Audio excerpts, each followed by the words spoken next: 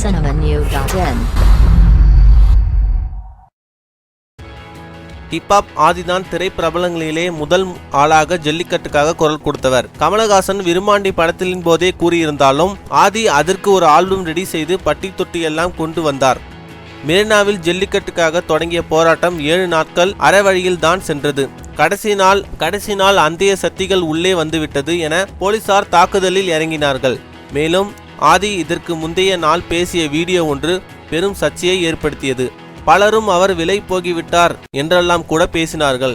இந்த நிலையில் சமீபத்தில் முதலமைச்சர் பன்னீர்செல்வம் ஆதியை ஜல்லிக்கட்டுக்காக போராடியவர்களாக சான்றிதழ் அளித்து கௌரவப்படுத்தி உள்ளார். இது மாணவர்கள் மத்தியில் பெரும் கோபத்தை உண்டாக்கியுள்ளது. போராட்டம் தணிக்கையாக தொடங்கியது. இவர் எப்படி மாணவர்கள் சார்பில் அதை பெற்றுக்கொள்ள முடியும் என கோபமாக வார்த்தைகளால் சமூக வலைதளத்தில் கேட்டு வருகின்றனர். மேலும் சினிமா செய்திகளை தொடர்பு கொள்ள லைக் மற்றும் சப்ஸ்கிரைப் செய்யவும்.